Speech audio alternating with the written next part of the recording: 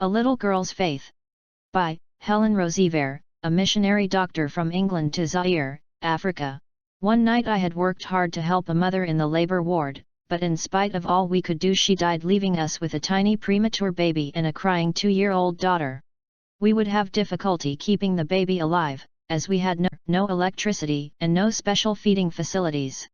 Although we lived on the equator, nights were often chilly with treacherous drafts. One student midwife went for the box that we had for such babies and the cotton the baby would be wrapped in. Another went to stoke up the fire and fill a hot water bottle. Soon she came back to tell me that in filling the bottle, it had burst. Rubber perishes easily in tropical climates.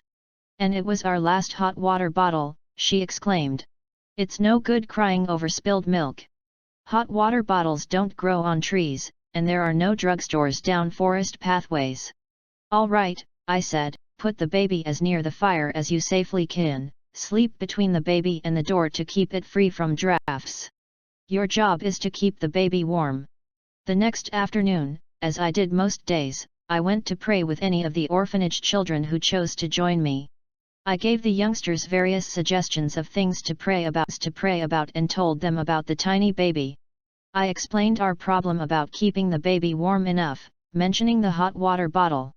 The baby could so easily die if it got chills. I also told them of the 2-year-old sister, crying because her mother had died.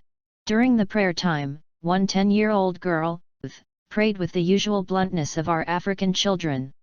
Please, God, she prayed, send us a water bottle. It'll be no good tomorrow, God, because the baby will be dead, so please send it this afternoon. While I gasped inwardly at the prayer, she added, by the way, and while you are at it, would you please send a dolly for the little girl, so she'll know you really love her. I was put on the spot. Could I honestly say, Amen? I just did not believe that God could do this. Oh, yes, I know that He can do everything. But there are limits, aren't there? The only way God could answer this particular prayer would be by sending me a package from England. I had been in Africa for almost 4 years at that time, and I had never, ever received a package from home. Anyway, if anyone did send me a package, who would ever think of putting a hot water bottle in it? I lived on the equator. That afternoon, while I was training school, a message came that there was a delivery for me at home. By the time I reached home, there was a large 22-pound package on the porch. I felt tears pricking my eyes. I could not open the parcel alone, so I sent for the orphanage children. Together we pulled off the string, carefully undoing each knot. We folded the paper, taking care not to tear it unduly. Excitement was mounting. Some 30 or 40 pairs of eyes were focused on the large cardboard box. From the top, I lifted out brightly colored, knitted jerseys. Eyes sparkled as I gave them out. Then there were the knitted bandages for leprosy patients, and the children looked a little bored. Then came a box of mixed raisins, that would make a nice batch of buns for the weekend. Then, as I put my hand in again, I felt could it really be? I grasped it and pulled it out, yes. A brand new, rubber hot water bottle. I cried. I had not asked God to send it, I had not truly believed that He could. Ruth was in the front row of the children. She rushed forward, crying out, if God sent the bottle, He must have sent the dolly, too. Rummaging down to the bottom of the box, she pulled out the small, beautifully dressed dolly. Her eyes shined. She had never doubted.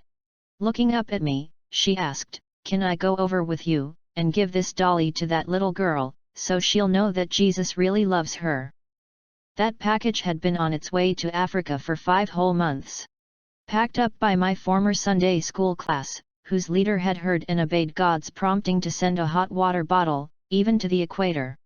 And one of the girls had put in a dolly for an African child, 5 months before, in answer to the believing prayer of a 10-year-old to bring it that afternoon. Before they call, I will answer. Isaiah 65 verse 24. Today we see Peter, James, and John's faith strengthened by them witnessing the transfiguration. God even spoke to them, "This is my beloved Son. Listen to him." John 20:29, Jesus said to him, "Have you believed because you have seen me? Blessed are those who have not seen and yet believe. Blessed is this little girl, Ruth, who believed without seeing or hearing God. And Jesus said to him, If you can. All things are possible to him who believes.